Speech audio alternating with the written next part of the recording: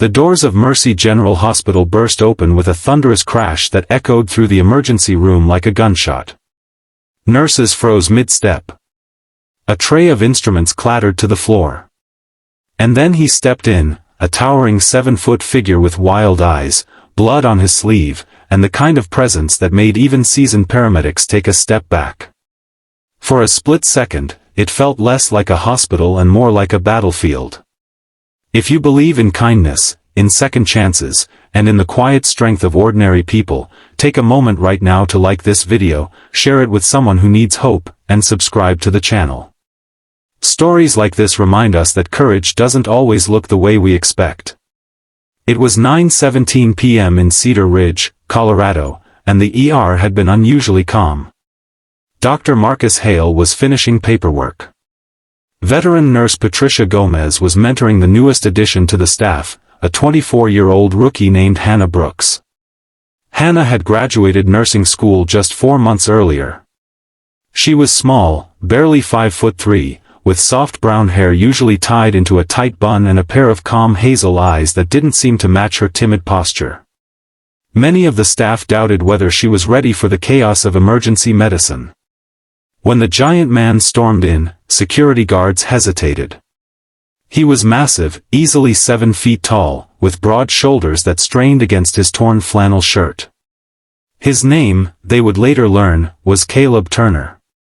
His face was flushed, sweat dripping down his temples, his breathing heavy and uneven. One arm hung awkwardly at his side, and blood trickled from a deep gash near his elbow. But it wasn't just the injury that terrified everyone. It was his expression, a mixture of panic and fury that made him look unstoppable. Patients scrambled from chairs. A child began to cry.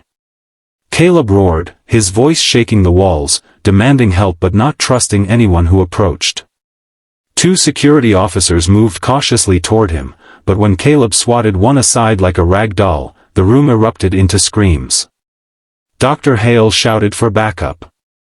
Patricia reached for the emergency phone. And then Hannah stepped forward. It wasn't bravery that pushed her. It was something else, recognition. Beneath the rage, she saw something she had seen before in her younger brother when he had his first panic attack years ago. Fear masquerading as anger. Pain disguised as violence. Caleb's breathing grew faster, chest heaving dangerously. His pupils were dilated. Hannah noticed the tremor in his hands and the sheen of sweat that didn't match the room's temperature. This wasn't just an injured man. This was someone spiraling into medical crisis. Her voice, when she spoke, was steady but soft. She didn't shout. She didn't threaten. She simply walked into his line of sight and said his name after reading it from the ID badge hanging from his pocket. Something shifted. Just slightly. The room held its breath. Caleb's eyes locked onto hers. For a moment, it looked like he might charge again. His muscles tensed. Security prepared to tackle him. But Hannah kept talking, her tone low and grounded, asking him to sit, telling him she could see he was in pain, promising no one would hurt him. She moved slowly, hands visible, never breaking eye contact. Later, security footage would show the exact second the rookie nurse took down the 7-foot giant. It wasn't with force. It wasn't with a weapon. It was with understanding. Caleb's knees buckled. His body swayed, then collapsed forward. Hannah stepped in close, guiding his fall just enough so his head didn't strike the tile. The giant who moments ago had terrified an entire emergency room was now unconscious on the floor, his body succumbing to a severe diabetic episode compounded by blood loss and exhaustion. The ER sprang back to life. Stretchers rolled in. Dr. Hale barked orders.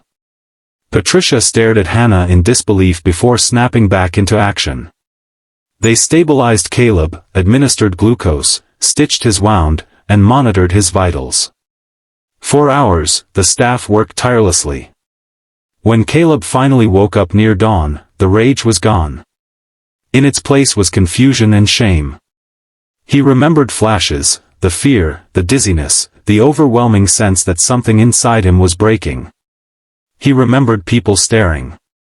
He remembered losing control. What he didn't expect was to see Hannah sitting quietly by his bedside, chart in hand. Caleb Turner wasn't a monster. He was a construction worker who had recently lost his job after a back injury. Without steady income, he had rationed his insulin to make it last longer. That night, he had nearly passed out while driving. He stumbled into the hospital because it was the only building with lights still on. By the time he reached the ER, his blood sugar had plummeted to dangerous levels, triggering confusion and aggression. When Dr. Hale explained everything, the room grew heavy with realization. They hadn't been facing a threat. They had been facing a man in crisis. Hannah didn't feel triumphant. She felt humbled. She had acted on instinct, on empathy. She had seen a person where others saw danger. In the weeks that followed, something remarkable happened. Caleb returned to the hospital, not in rage, but in gratitude. He brought a handwritten card addressed to Hannah. His massive hands trembled slightly as he handed it to her. Inside, he thanked her for seeing him, for not giving up on him in his worst moment.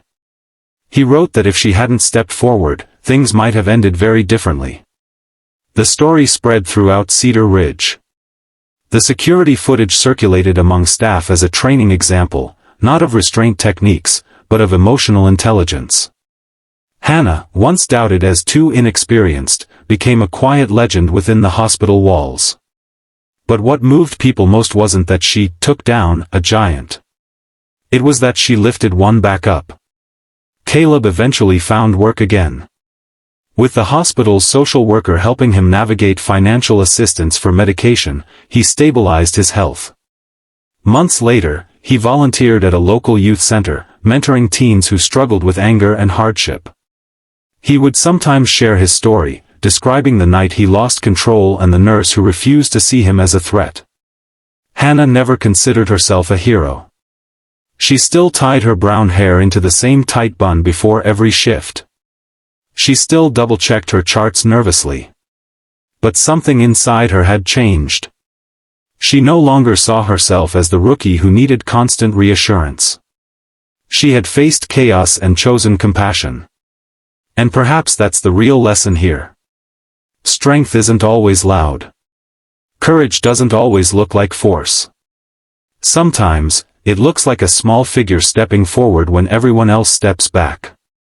Before this story ends, I want to ask you something special.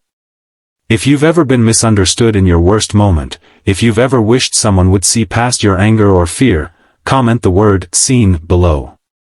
Let's remind each other that everyone carries battles we can't always see. Because that night in Cedar Ridge, a 7-foot giant charged into an emergency room.